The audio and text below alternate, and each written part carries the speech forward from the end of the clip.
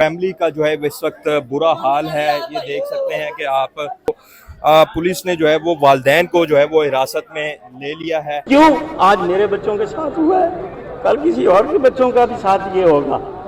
ये बच्चे हमारे नहीं हैं, ये मरियम नवाज के बच्चे हैं। वो बेचारे के हालात ठीक नहीं थे। लेकिन इनिशियल जो है वो खदशा यही जाहिर किया जा रहा है कि ये फैमिली में से ही किसी का काम है। ताले की चाबी ये नहीं समझ लग रही किसी ने डुप्लीकेट बनवाई है या क्या वाकया। काफी दिल दहला देने वाला वाकया है। 3 बच्चे थे, छोटे बच्चे हैं। जाहिर लग तो यही रहा है मामला कि गुर्बत की वजह से कत्ल किया, लेकिन इचरा के इलाके में मौजूद हूँ। यहाँ पर अफसोसनाक सानिया पेश आया है जिसमें 3 बच्चे जिनकी उम्रें, एक बड़े सबसे बड़े बच्चे की उम्र जो है वो 5 साल, दूसरे बच्चे की उम्र जो है वो 4 साल और जो तीसरा बच्चा है उसकी महज उम्र जो है वो 1.5 साल जो है। तीनों बच्चों को जो है वो बेदर्दी से कत्ल कर दिया गया है, ज़िबा कर दिया गया है छुरियों से।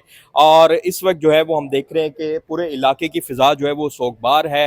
मैं आगे चलता हूँ। ये वो घर है जहाँ पर जो है वो पुलिस की इस वक्त जो है वो भारी नफरी मौजूद है और यहाँ पर जो है वो पुलिस की टीमें अभी भी जो है वो डेड बॉडीज़ अंदर ही मौजूद हैं और इन्वेस्टिगेशन जो है वो चल रही है। फॉरेंसिक टीमें जो हैं वो यहाँ पर बुला ली गई हैं और इस हवाले से जो है वो इन्वेस्टिगेशन की जा रही है। जब यहाँ पर पुलिस को पहली जो फर्स्ट इंफॉर्मेशन मिली उसके मुताबिक जो है वो घर में ताला लगा हुआ था और जब ताले को खोला गया अंदर में जो है वो 3 लाशें जो हैं वो बरामद हुई। तीनों बहन भाई हैं जिसमें 2 बच्चियां हैं और एक जो है वो बच्चा है। इनकी फैमिली के हवाले से भी हम बात करेंगे। अभी आप देख सकते हैं कि पुलिस अफसरान की जो है वो आमद का सिलसिला और इन्वेस्टिगेशन का सिलसिला जो है वो इस वक्त यहाँ पर जारी है। मीडिया की भी बड़ी तादाद जो है वो मौजूद है। अहले मोहल्ला की बड़ी तादाद जो है वो इस वक्त यहाँ पर मौजूद है और इलाके की फ़िज़ा जो है वो सोगवार है। यहाँ पर हम बात करेंगे अहले मोहल्ला से भी, उनसे भी जानेंगे। भाईजान बताइएगा क्या हुआ आज, आपने क्या देखा? आप मोहल्लेदार हैं? हाँ जी। तो क्या हुआ, कब से आप यहाँ पर रह रहे हैं? हम तो पाकिस्तान बनने से पहले इधर हमारी रिहाइश है।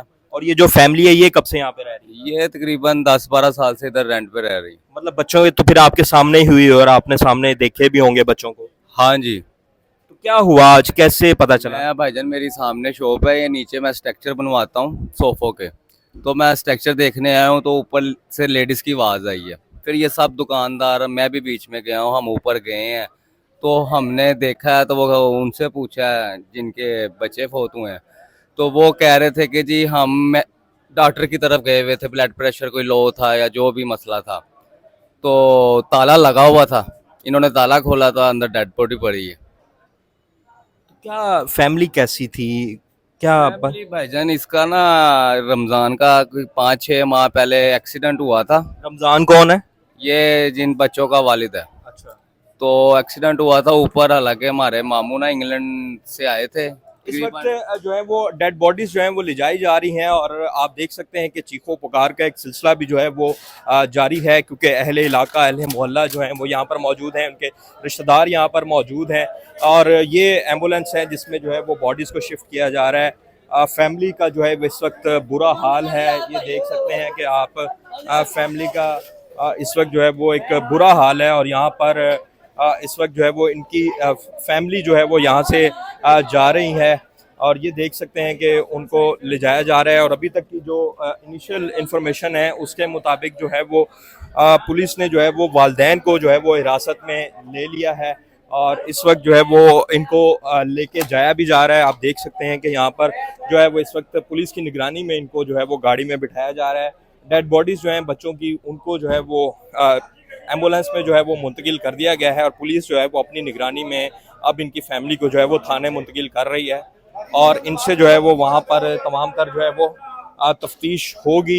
यहाँ पर जो है वो हमने इनकी फैमिली से बात करने की कोशिश की है लेकिन वो अब बात कर नहीं रहे। ये फैमिली जो है वो इस वक्त उनको ले जाया जा रहा है, वो गम से निढाल भी हैं और पुलिस का जो है अभी तक यही कहना है कि इस हवाले से तफ्तीश जारी है। लेकिन इनिशियल जो है वो खदशा यही जाहिर किया जा रहा है कि ये फैमिली में से ही किसी का काम है। इस हवाले से जो है वो उनसे इन्वेस्टिगेशन की जाएगी। वो बेचारे के हालात ठीक नहीं थे। वो उसका पीछे एक्सीडेंट हुआ, ठीक है, उसकी टांग टूटी, उसने हालात का साथ लिया। तो अभी कोई नाचाकी वाली ऐसी बात हमने नहीं सुनी आज तक। जो बहन है ना छोटी, उसकी पोते पोते हैं ये, और ये रमज़ान है जिसके बच्चे हैं और उसकी बीवी है। और ये 3 बच्चे हैं उसके। मुझे अभी तक किसी बात का सही तरीके से जेन्युइन बात का पता नहीं है। कोई बंदा कुछ कहता है, कोई कुछ कहता है, कोई कुछ कहता है। जब तक वो मेरे सामने बहन नहीं आएगी, भाई भांजा नहीं आएगा, मेरे बच्चों ने भी मुझे सही नहीं, क्योंकि मैं खुद हार्ट पेशेंट हूँ, स्टंट डले हुए हैं मुझे, तो मेरे बच्चे अभी मुझे आगे नहीं आने देंगे। हुकाम से, वज़ीर आला पंजाब से, आईजी पंजाब से क्या अपील करेंगे? मैं अपील यही करूँगा कि इनका जो कातिल है ना, या जो कातिल हैं, उनको करार वाकई सजा दी जाए। ये बच्चे हमारे नहीं हैं, ये मरियम नवाज के बच्चे हैं, ये नवाज शरीफ के बच्चे हैं। क्यों आज मेरे बच्चों के साथ हुआ है, कल किसी और के बच्चों का भी साथ ये होगा। तो ऐसे लोगों को अगर सजा नहीं देंगे।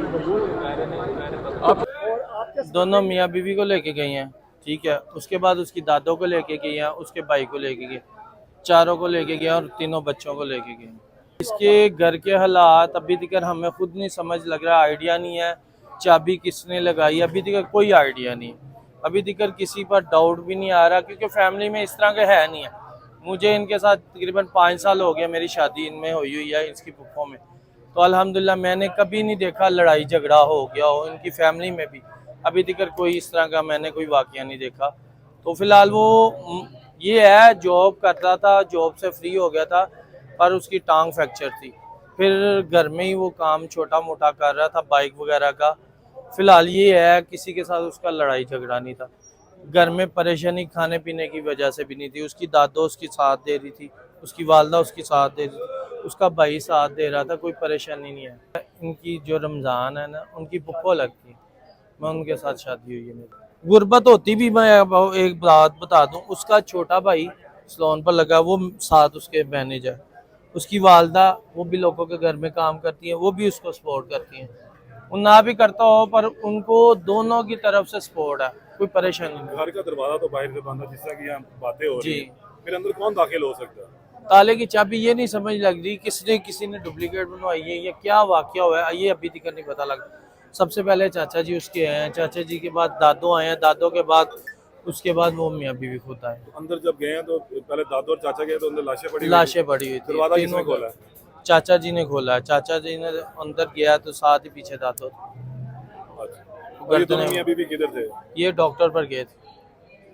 जो बातें आप बता रहे हैं, जो चीजें हमारे तक आ जी, रही जी। हैं, थोड़ा सा तजाद नजर आ रहा है। आपको गलत किसी ने गाइड किया, आपको गलत किसी ने गाइड किया।